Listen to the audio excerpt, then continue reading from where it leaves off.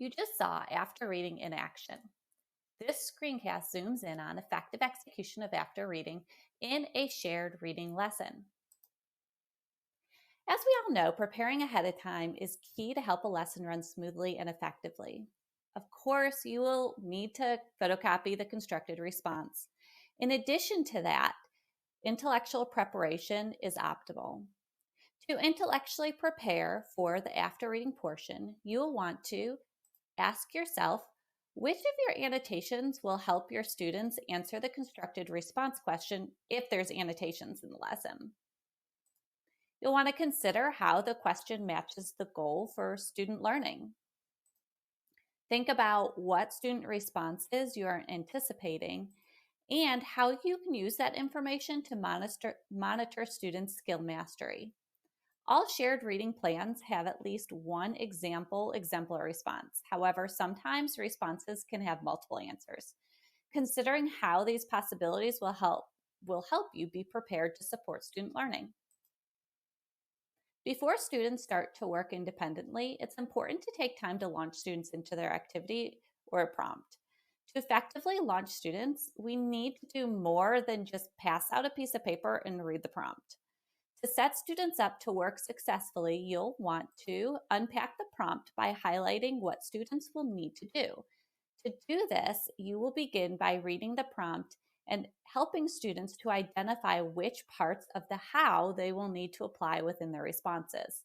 This will help students to start to recognize which question types match with skills they have learned. While unpacking the prompt, highlighting any key vocabulary or terms will help support learners.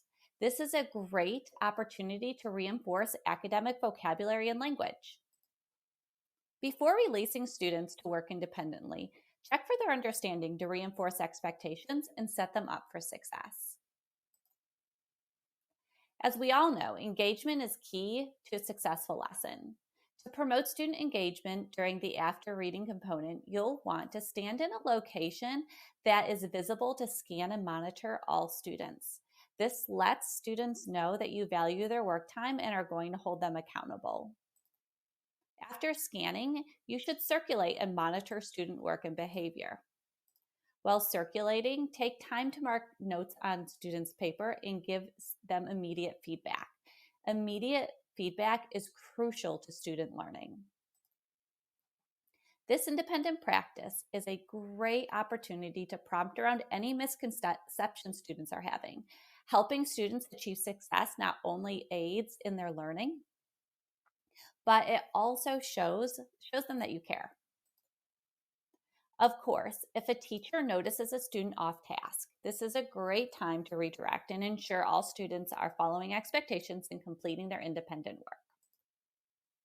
By sharing reading with students, you are building fluency and comprehension muscles that will develop confident, lifelong readers. Now that we have identified effective implementation in the next task, you will get to practice unpacking a constructed response prompt.